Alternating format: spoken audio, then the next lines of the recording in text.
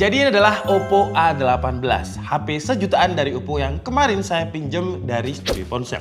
Jadi kemarin itu saya tanya ke Studio Ponsel, HP di lapak kalian yang paling laris apa? Dan dipinjemilah saya beberapa HP, banyak banget. Salah satunya adalah Oppo A18. Apa aja istimewanya di range harga 1,5 juta untuk Oppo A18 ini? Yuk kita bahas.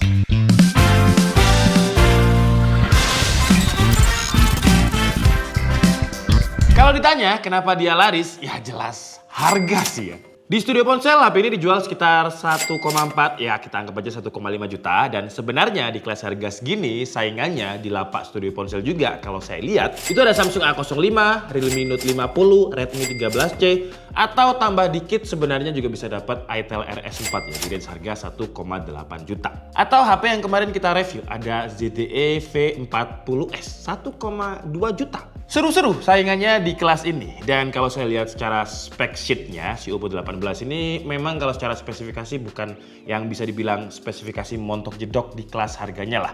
Tapi nggak semua orang itu butuh spesifikasi yang notok jedok. Kayak yang terbiasa pakai One UI, walaupun A05 secara spek nggak sebagus saingannya, banyak juga yang beli. Kalau kalian militannya Xiaomi ya bakalan pilih Redmi. Nah si Oppo A18 apa ya enaknya HP ini? Mungkin kita mulai dulu dari desainnya. Sama kayak Samsung A series, Oppo A series desainnya juga masih mirip-mirip dengan A seriesnya Oppo. Si A18 ini juga mirip sama Oppo A58. Bedanya dari bagian depan, kalau A58 pakai punch hole dan bezelnya lebih tipis, si A18 ini water drop dan bezel, terutama dagunya, masih tebel banget. Ya, nothing special lah kalau dilihat dari depan, ya wajar kalau dijual dengan harga 1,5 juta. Bahkan Redmi 13C ataupun Samsung A05 bagian depannya juga punch hole kayak gini. Yang beda itu Itel RS4. Tinggal nambah sekitar berapa berarti? 300.000 kan dapat frame yang lebih tipis dan juga selfie kamera punch hole. Tapak belakang masih oke lah ya. Ada ciri khasnya sendiri, nggak kayak HP sejutaan dengan kamera boba yang niru-niru Apple. Kesannya kayak nggak terlihat mahal, malah terlihat aneh. Tapi kalau kita ngomongin desain, ya desain itu selera orang masing-masing. Tapi saya nggak yakin kalau banyak orang yang 1 jutaan desain boba. Kayaknya nggak ada deh. Coba tulis di kolom komentar, kalian suka emang? Soal dimensi dia juga standar di 8,2 mm. Soal bobot masih oke di 188 gram. Tapi karena tebel, dipegangnya ini jadi agak keras, bulky. Dan kalau misalkan dia dikantongin pakai celana yang ripped jeans atau celana yang ketat, ya kesannya itu kayak nempel-nempel ngeganggu. Untuk warna dia cuma ada 2, jadi glowing black dan juga blue. Dan yang kita bahas ini yang blue, kalau pakai casing menurut saya bagusan yang blue ini ya. Karena varian blue-nya lebih ter-highlight tapi masih aman dari benturan. Kayak jadi nggak standar aja gitu warnanya. Yang standar chipsetnya sih. Kebanyakan di harga segini emang pakainya MediaTek Helio G85. Cuma si Itel RS4 aja itu yang agak sakit. Dia bisa menarik MediaTek Helio G99 seri Ultimate di kelas harga 1 jutaan. Emang sakit sih kalau itu. Saingannya pun kayak Redmi 13C, Samsung A05, bahkan kakaknya si Oppo A18 yaitu Oppo A58 itu juga pakai MediaTek Helio G85. Performanya ya standar 1 jutaan ya. Tapi yang menarik di pengetesan kita, kalau kita sandingkan dengan Redmi 13C yang punya RAM 6GB, Antutu si Oppo 18 ini lebih kenceng. Ya selisihnya cuma sekitar 10 ribuan sih. Tapi di harga entry level kayak gini, selisih 10.000 juga lumayan. Kalau kita mau pakai cooling, performanya nambah, tapi nambahnya ya nggak banyak-banyak banget. Dengan pakai cooling itu di 283.095. Lanjut kita coba di Geekbench 6. Geekbench 6 skornya kalian bisa lihat di sini, single core-nya 400, multi core-nya di 1400-an. Untuk CPU throttle entah kenapa stability-nya kayak aneh aja. Jadi awal-awal dia stabil tapi langsung drop-nya itu di menit ke-20, menit 25 dan 30 dan drop-nya itu langsung jelep. Mirip kripto. Kalau untuk stability di wildlife stress test aman dengan skornya itu 98,2%. Kalau yang ekstrim itu di 97,9%. Skor 3D Mark-nya kalian juga bisa lihat di sini ya, standarnya MediaTek Helio G85. Lanjut, sekarang kita coba dia untuk gaming di harga 1,5 jutanya ini apakah masih enak digunakan untuk gaming. Karena kalau Antutu tadi kita compare dengan Redmi 13C yang 6GB dia masih kenceng loh. Kita coba dulu di game yang casual Mobile Legends. Dengan settingan yang didapat itu grafiknya di ultra, frame rate-nya bisa high, dan hasilnya untuk FPS dia bisa dapat mentoknya di 60 FPS dan drop-dropnya itu di kisaran 32.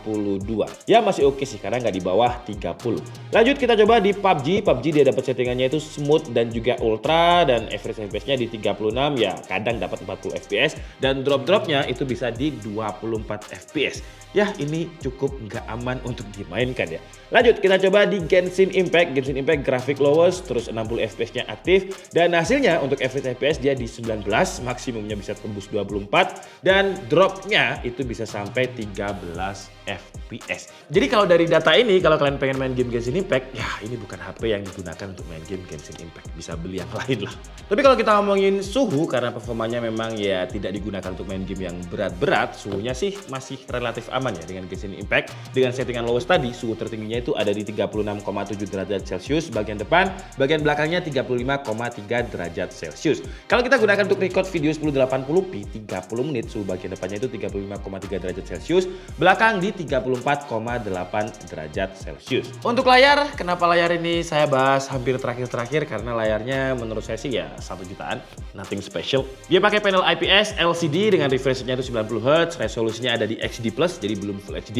Tapi kalau kita ngomongin brightness-nya ini cukup tinggi kalau dibandingkan dengan kompetitor di kelas harga segini. Dia ada di 720 nits. Kalau digunakan di outdoor masih aman lah. Kalau cahayanya nggak pas jam 12 siang banget dengan matahari tepat di atas, masih bisa dilihat. Kamera ini cukup menarik untuk kameranya. Jadi kameranya nggak kayak kompetitornya yang main resolusi gede 50 megapiksel. Oppo A18 ini cuma 8 megapiksel. Terus ada lensa depth 2 megapiksel, selfie kamera di 5 megapiksel. Tapi walaupun resolusinya kalah jauh, masih bisa dibilang oke loh di harga 1,5 juta. Langsung aja kita coba lihat sampel kamera dan juga videonya. Jadi ini adalah kualitas kamera depan dari Oppo A18 di resolusi 1080p 30 fps. Ini kondisi sebenarnya saya belum mandi, tapi kalau di Oppo langsung kelihatan kayak udah mandi gitu ya, bahkan kayak udah skincarean.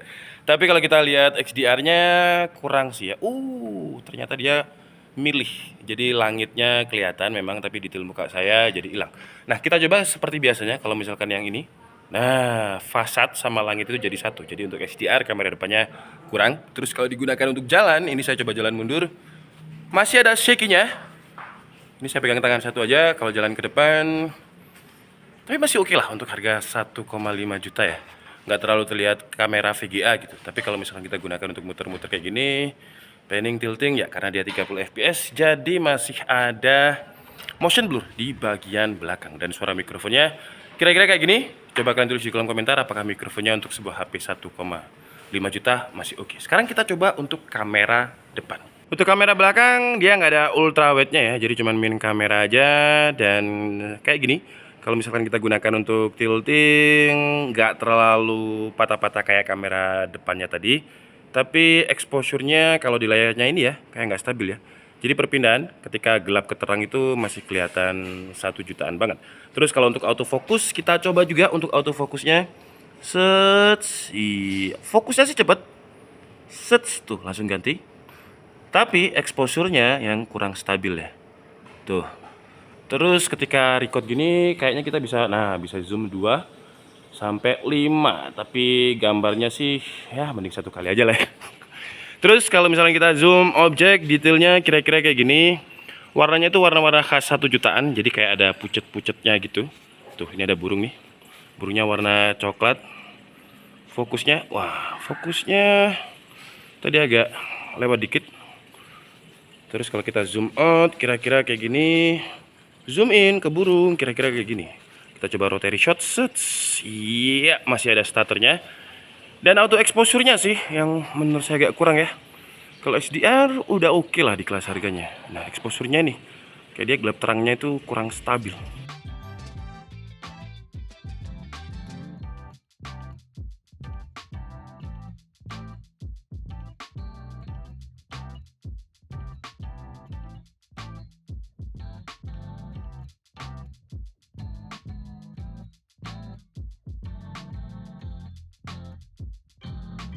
Lanjut kita bahas masalah baterai. Kalau untuk baterai sih standar di 5000 mAh, yang nggak standar itu support chargingnya. Di websitenya nggak dikasih keterangan berapa support chargingnya. Dan kenapa nggak tertera di website? Saya tahu sih karena terlalu kecil ya, cuma 10 watt. Jadi Oppo kayaknya nggak pede untuk bikin support chargingnya itu tertera di website. Ya untuk waktu pengecasannya 0 ke 100% dia butuh waktu hampir 3 jam karena memang 10 watt. Kalau untuk dataan baterainya masih standarnya HP dengan 5000 mAh. Kayak Genshin Impact 30 menit dia berkurang 12%, PUBG 30 menit 9%, Mobile Legends 30 menit itu di 6%, TikTok, YouTube, Netflix, dan streaming itu 30 menit sekitar 4%. Ya masih oke. Record video 30 menit tadi itu berkurangnya 5%. Fitur lain untuk sensornya juga lumayan lengkap. Contohnya kayak fingerprint, dia ada side mounted di sebelah kanan. Terus NFC juga ada audionya. Wah, audionya ini stereo di 1,5 juta. Gak kayak brand lain 5,9 juta tapi masih mono. Untuk sertifikasinya IP rating IP54, aman untuk kelas harga 1 jutaan. Terus Wi-Fi-nya pakai Wi-Fi 5, Bluetooth-nya pakai Bluetooth versi 5.3. Ya standarnya lah. Oke, jadi mungkin cukup segitu aja video review dari Oppo A18 ini. Untuk variannya dia ada dua, untuk storage yang 464 dan 4128. Ini yang 1,5 itu yang 4128. Nah, kesimpulannya kalau kalian tanya Oppo A18 ini buat siapa? Ya buat kalian yang mungkin udah terbiasa dengan Color OS, dan ngomongin OS dia itu out of the box-nya Android 13, bisa di-upgrade sampai Android 14 dengan Color OS 14 juga. Terus secara desain kalau kalian pengen cari HP 1 jutaan yang desainnya nggak terlalu terlihat 1 juta, Oppo A18 ini masih masuk lah ya. Kalau dilihat dari belakang, tapi kalau dari depan teret. Nah ini baru kelihatan kalau dia HP 1 jutaan. Tapi di harga segini dia udah punya sertifikasi IP54, terus speakernya stereo kalau untuk chipset standar. Dan kameranya walaupun nggak kayak pesaingnya 50 megapiksel, tapi kameranya Oppo itu masih bisa diandalkan. Terutama kamera selfie-nya sih saya suka ya. Tapi kalau kita ngomongin kekurangannya masih lumayan banyak di harga segini. Sayangnya masih eMMC 5.1 untuk storage-nya. Terus ya dagunya ini saya kurang suka. Dan untuk resolusi layarnya ini masih belum Full HD. Dan chargingnya yang tadi cuma 10 watt. Tapi ya karena harganya 1,5 juta, kalau kalian carinya Color OS dan juga desain yang bagus, Oppo A18 ini masih menjadi referensi yang sangat-sangat menarik. Saya Dika Budi and see you on the next video. Bye-bye.